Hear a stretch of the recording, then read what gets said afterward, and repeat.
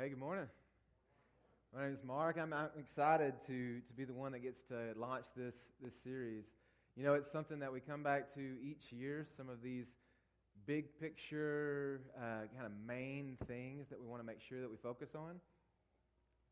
And for me, I mean, I'm really glad that we do that because these are the things that you don't want to miss. Like, you know, you may miss some things here and there, but we want to make sure that the main things, right, we get those things. And the one that I get to start with this morning is that, you know, God wants us to love Him with everything that we are.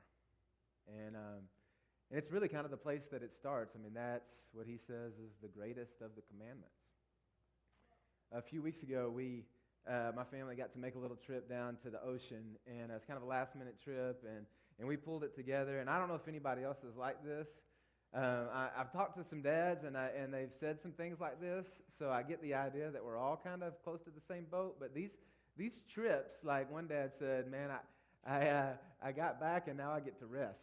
You know, like I get to rest now that vacation is over. Because something happens that it just takes a lot more than you ever thought that it would take. And no matter how hard we try, it's always like 2 a.m. the night before we leave. And it usually is some of our most epic fights, you know, between Terry and I. And we've had a pretty good summer, and we start trying to put this thing together, and there's just a lot going on. I mean, all the things you got to pack for 6 people, all the things you got to think out ahead of. You know, she's asking whether, she's going to go buy sunscreen. I'm like, do we really need it? You know, I mean, is that a need or a want? You know, that's a fight. When we go out and we start getting ready to get in the car, now that's my space, right? Like, I pack us. She puts it in the bags or gets it all ready, but I'm going to Tetris this thing into the car. And when she comes out and she's like, no, you should go this way. Man, that's just, I mean, do you want to just light me on fire right here? Because that's how you do it. And then you get in the car, and then it's like, how many of these princesses can sing the same songs over and over and over? And you know, and then bathroom. And it's like you go, and then you get in the car, and then you're like, just around the corner. Hey, Daddy, I got to go. But you just went. You know, it's like it just never stops.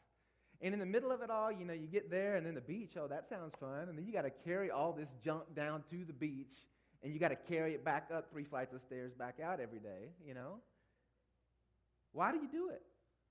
I ask myself this question in the middle of this game. You know, what's going on? Well, there is a deeper motivation. And if you take away the deeper motivation, then I probably wouldn't. But there is something going on, and that's I love my family. I want to be with them. I want to do things together, and it's worth the sacrifice because they are the priority. But if you forget that, what's driving it all, then it can be maddening. I mean, I spent an hour and a half in a line to get a chocolate angel donut because my girl wanted it. You know, I don't even eat donuts. Now, I did find a way to get an omelet while I was there, but that's another story. But it's that deeper motivation, and if you don't get the deeper motivation, then it really doesn't make any sense.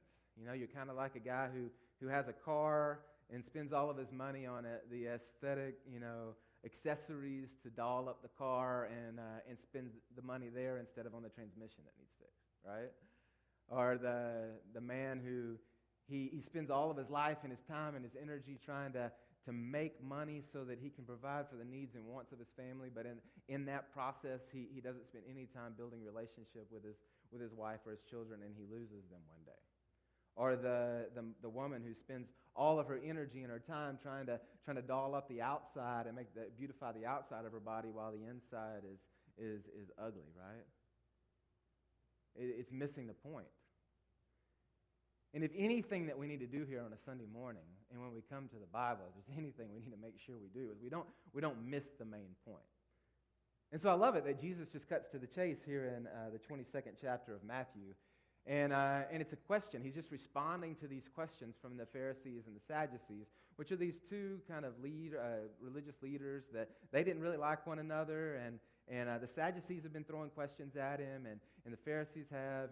And Jesus has just shown himself to be this master kind of debater and responder to these questions, which is just cool to me. I'm not that guy. I really have always wanted to be that guy, but I just confess I'm not. Like, Somebody mouths off something, and I'm like, I want to come back. And then like 2 hours later, I'm like, oh, that's what I should have said. Next time, the time never comes back again. But if it comes back again, I got my line, I've wanted to be that guy that's quick on my feet. And so I really love it when I read Jesus and his response. They're trying to catch him off guard. They're trying to get him in a corner. They throw him some question, and he fires a question back. What do you think about that?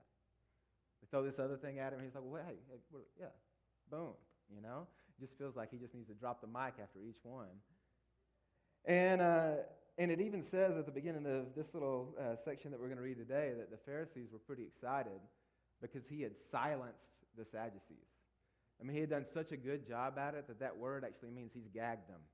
He shut them up. They have nothing else to say. So the guys that they didn't like, that they were kind of opposing, they're like, hey, he shut them up.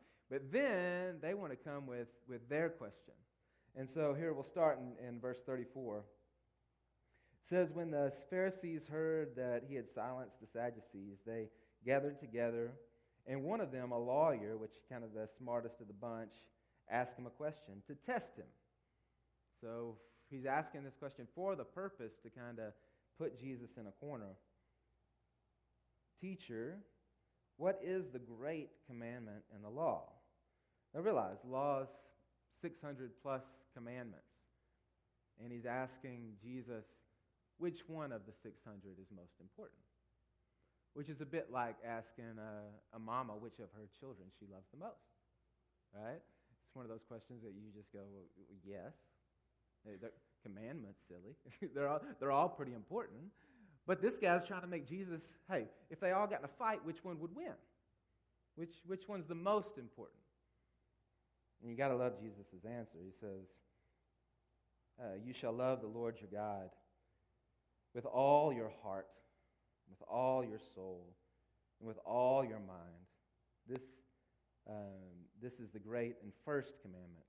And the second is like it. You shall love your neighbor as yourself. And Charlie will deal with that next week. And then he says at the end, on these two commandments depend or hinge all of those 600 plus commands.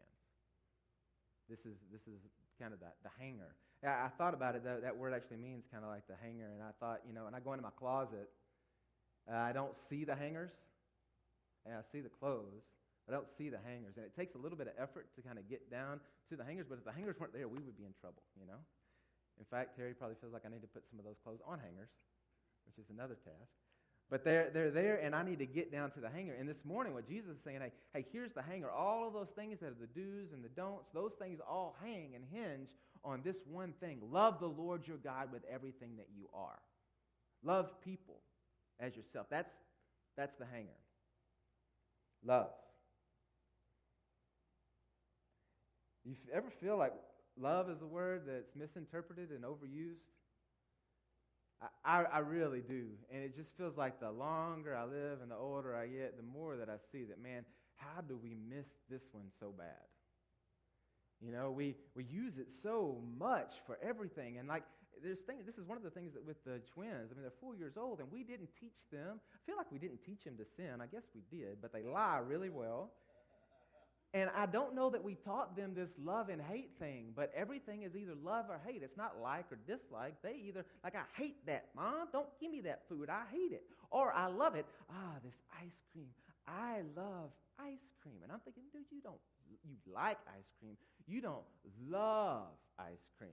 Now, you can love coffee, but you can't love ice cream. There's a level to which you pass where it becomes love. And we need to be really careful about how we use that word because we misuse it a lot. In fact, a few years ago, I had a buddy who got real convicted about this. I think he heard a sermon about it or something. Anyway, he came in. He was a coworker, came into work on Monday morning, and he's like, man, I'm going to be really careful about the way I use that word love anymore.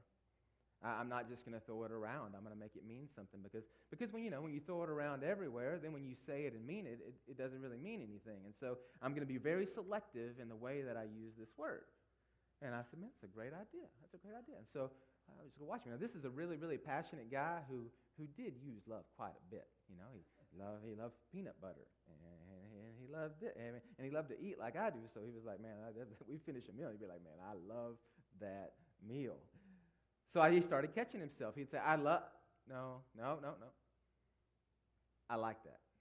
I enjoyed that. You know, he would find all these other words trying to bring attention to the word that when he said love, he meant love. And he reserved love for just a few things. He reserved love for his wife. He reserved love for when he would talk about God, but he just wouldn't use it much anymore. And it ended up really convicting me that I do. I just kind of throw it around. I also think, man, we just define it awkwardly. Like around the room, if I said, what is love, and you started to try to give your definition, I bet it would be varied. And I don't really know who's right, you know. I read a definition the other day by John Piper, and I didn't understand it, for one. And I'm sure he was right, but I'm not quite sure what he said. And I've thought a lot about it. Like, what is it? How would I define it? And I may be way off, but when I think about love, I think I can easily say the things I love by the things that I give priority to. Because if it really comes down to sacrificial love, the things that are priority to me, that it is no sacrifice to give attention to that thing, to give priority to that person, because it's more important to me than number two. Now, to be real transparent, I've shared with you before, I work off a to-do list. I try to call it a get-to-do list because that just makes it better. But it's the things that I fall on it are the things that I need to get done. And my short-term memory and my long-term memory are both suspect. So that list is really, if it gets on that list, it's likely going to get attention.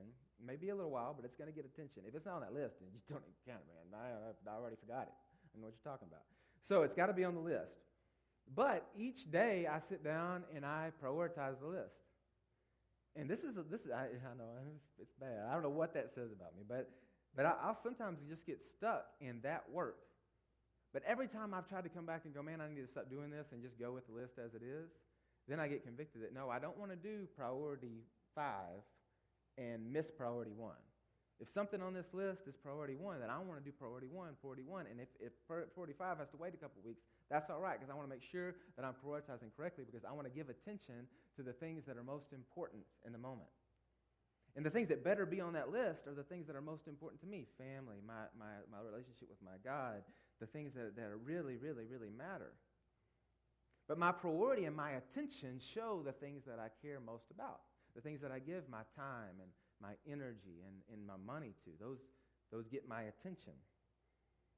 And I'm also somebody who, it matters to me. Maybe my definition is that way because it matters to me if I have your attention. You know, it means something to me. It's the way that you communicate to me that you care about me. I don't know if everybody's like this, but it feels like it matters. So, like if I was at a lunch this week, and the guy that I was with, he got a call on his phone. And he just kind of glanced and turned it over and moved it away from the conversation and gave me his attention again. Now that communicated to me, hey, I'm the most important thing right now. Now I've been at the table with folks before who, you know, that they were so distracted that I was like, man, why do we even come today? What's the point? You can just go on, and I'll go my way. Because what are we doing?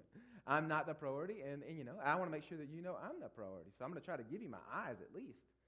And that's happened a few different times. Man, the worst time, when Terry and I, when our family was getting ready to move overseas, we went to this training camp kind of thing for 2 months.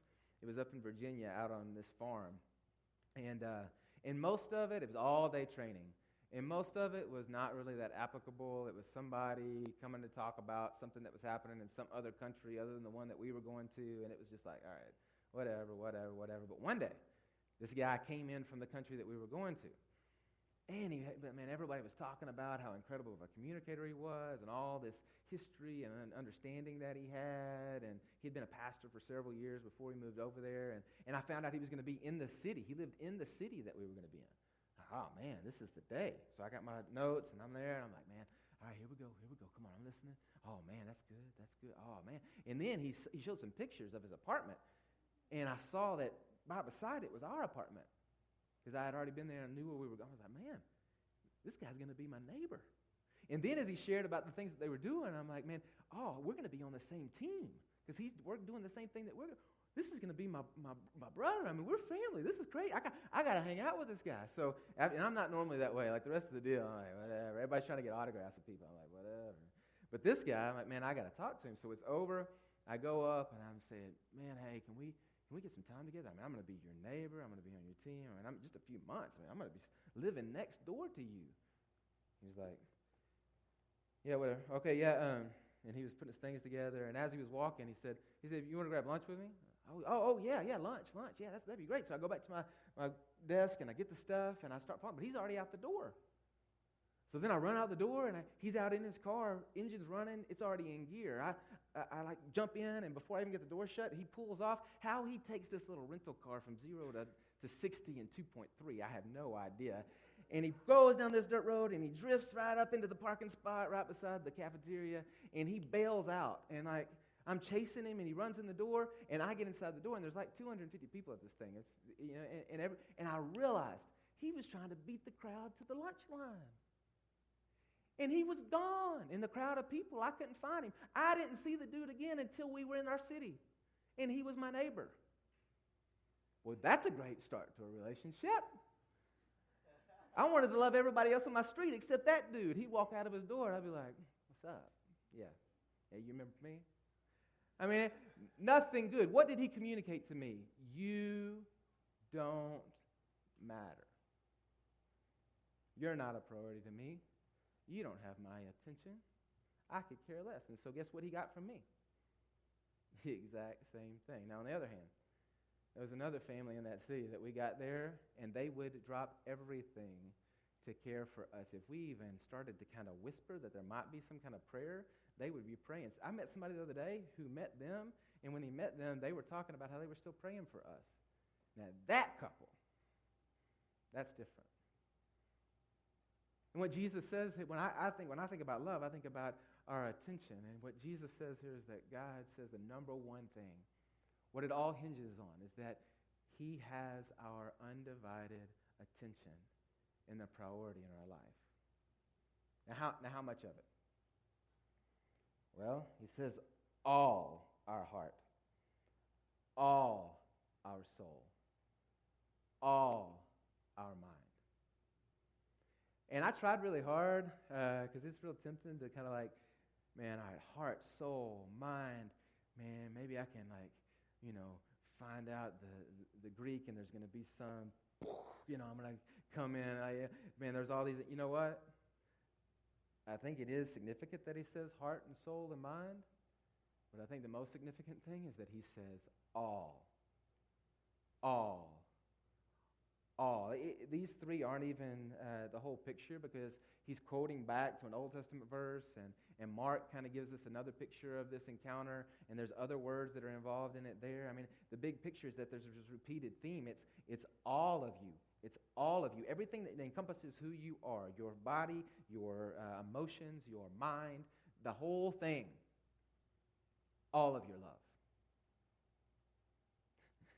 I don't get to do it much anymore. Me and the boys have been talking about it, but I took up disc golfing back in the day, and I love playing me some disc golf. And I realized, man, I just haven't played, and I'm missing it. And we started when we were in Russellville, because they've got some incredible courses down there. Anybody into disc golf? If you haven't, you need to go play down there, because they're awesome. But both are near the water, but one, almost every hole there's a water hazard. And so you just got to accept. I mean, I love to play, like to enjoy playing, but I'm not that great of a disc golfer. And so I would play with these guys that were really good. It's like, man, boom, right down the fairway. Mark, in the water. And so that's just accepted. That's the way it was going to be. And so you got this bag full of discs, and the difference between you lose a golf ball, all right, but you lose a disc. I mean, this is your club too, right? You just threw your club in the water. And so you're carrying your clubs around, and so, I would have to decide, because they're not, it's not they're crazy expensive, but they cost some money, and it adds up. And then you do kind of get used to, hey, I throw this one, even though I throw all of them bad, I do throw this one a little bit worse, less bad than the other bad. And so then you walk up to the water side, and you're playing in the winter, so a lot of times it is really cold, and you kind of walk up to the water side, and you're like, all right, man, it's right there. You get the stick out, and you kind of lean in, man. Have you ever done this when something goes in the water, and try to get the current to, start coming this way? I think it works. But anyway, you try to do these things to try to get that thing back. And then when you realize that it's going to cost more, you kind of have to make the decision. How valuable is that disc to me? And there are some that it was ankle deep, and I'm like, man, forget it. I didn't even walk over to the water side to see how deep it went. And there's some that are way out there in the middle in the lake. You're like, that one's gone. But then sometimes you can see it right there. Not sure quite how deep it got. You go ankle deep. Took my shoes off. Go, man, a little bit further. I got to go knee deep. It's kind of cold, but I'm still, I got my shorts on. It hasn't cost me anything yet. But then when you got to go waist deep, now I'm gonna be wet. I'm gonna get the car wet. I mean, there's gonna be some. Terry's probably gonna be mad at me. There's some cost here. I'm gonna walk around with wet shorts the rest of the day. It's not good. But then sometimes, man, you look at it and it's deep enough that you're just gonna have to dive in. And you got to ask the question: is that worth it to me? Is it worth it to me to get soaked? Is it worth it to me to be totally wet and to give it all? Or is it not? And I think this commandment is, hey, listen, the greatest commandment is that you dive in head first. Because he's worth it. He means that much to you. He's that high of a priority that it's not even a sacrifice to put your feet over your head and go in. That's what Jesus says. All. But I think it's funny because it's like this a lot of times when we'll be talking to folks about marriage and before or even sometimes after people are married, they'll act like they're surprised that the two becoming one means like a total, like we're a we now and not an I anymore. Have you ever talked to somebody like, well, I thought we'd get married, but I would still do, I still have this, Because that's me. That's not a, and then it's like, oh, you mean that marriage is us actually becoming one and not being individuals anymore. It's like, boom, I didn't know that was part of the deal. You talk about that sometimes with people in their relationship with Christ. It's like, he wants all of me, not just the parts I want to give up. He wants it all. There is some significance, though, I think, to this your heart, your soul, and your mind. That there are ways that we love Him with our bodies and physically. There's ways emotionally that we connect with Him. There's ways that with our mind that we study His Word and we give thought to it. And it's not just something that we sing about, but it engages our mind, it engages our body in service. And just like we've got different personalities and we've got different love languages, the way that we love God, there's across this room folks who naturally, like, man, I love Him with my service. It's what I do. I love God, and I'll show it to you. This is what I do. I serve.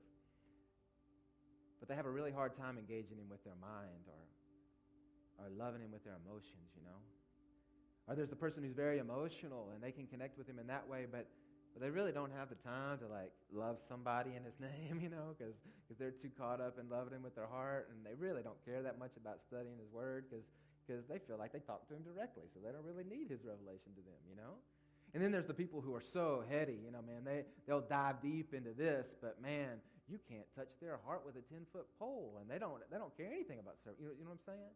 And each one of us kind of has a strength in one of those areas, and I think part of the challenge here is, hey, which one is your weakness? And man, focus on trying to love Him more with your head if you don't, or try to love Him more with your heart. I tried to do triathlons a few years ago, and I was horrible at it, mainly because I almost drowned every time I swam, and I couldn't ride the bike to save my life. So I spent all of my time training in what? Well, I wanted to train in the run because that was easy. But I needed to learn how to swim and to bike. Heart, soul, and mind. You got to find that place that you're weak and spend time there. And so just kind of the last thought, the question that's kind of hit me this week. If Jesus says that this is the greatest commandment, why does He say this one? And what does that tell us about the character and the nature of our God? You know, because if you ask me what's the most important thing, I could give you an answer, and it would tell you a whole lot about who I am and how I'm geared and what I think is important. And so when asked, the response of our Jesus is that you love me with everything that you are. I think that says a whole lot about what matters to him and how much he loves us. That the thing that he would desire more than anything, not need, want, is our attention and our priority. You know, from the time I was in my first Little League baseball game, one of the things my parents did that I never have been able to understand is that they were at everything. They were at every game. Dad was at practice half the time, all the way through, no matter what silly sport I was doing, they were always there, all the way up into college where, I was football at this little Division II school, and we would play out in the middle of nowhere where nobody wanted to be there, including us, like two people in the stands, right? But sure enough, man, my folks were there. When Terry came along, she was there with them. And I never knew, because I always had it, how much that meant to me until this one game. It was down in Monticello. And this first quarter, pregame, they weren't there. I was worried about them a bit, but more it was just, man, my people aren't here. And I knew I wanted them there, you know. Came out for the kickoff, they weren't there. I started to get a little bit worried, and I was like, man, something's missing right now. First quarter, they throw a pass over on my side, and I jump up as high as I get my fingertips on it, and I fall to the ground, get tackled, the skies fall on top of me. And then when they get up, I look down like, I got the ball. I can't believe this just happened, man, because I can't catch nothing, and I got the ball. And I was excited about the interception, but you know what? As soon as I popped up, you know what I did? I looked to the stands. Are the people who love me, are they here in this moment when this thing happened? Because if they're not, then why does it matter? And it's amazing to me that the thing that God wants, that he would desire, the all-knowing, all-powerful God, that he's such a God of love, that the thing that he would desire is that his sons and daughters, that their eyes would be firmly planted on him. That's the thing that blows me away. And it should do something inside of us that our only response is to give him that. And so if y'all are cool with it, I'd like to just kind of lead us into this time of worship, asking that he would do that in us. Y'all cool with that? Father, I'm asking you that would be true. I say this morning that I love you, and I know that my understanding of it is horribly incomplete, and that my activity of it, that my action doesn't back it. But Father, I do say for myself and for this group of believers in this room this morning that we want to love you with all that we are, with all our hearts, with all our souls, with all our minds, with all our strength, with all of us. And so, Father, I pray that you would teach us what that looks like. And even in the next few minutes, as we sing these songs, that we would connect with you. Maybe those of us who struggle to connect emotionally, that as we sing these songs, that you would touch that part of our emotion. For those of us who struggle in service, that you would remind us of some way that we can do something for somebody else in your name, that you would challenge us and encourage us to study your scripture more diligently and know it. Father, these opportunities that we have in the back of the room to respond to you, I pray that you would lead us to be demonstrative in the way that we don't just talk about love, but that we walk in a life of love towards you. Father, I thank you that you left no doubt about what the most important thing was. So, Father, please give us the courage to respond. Amen.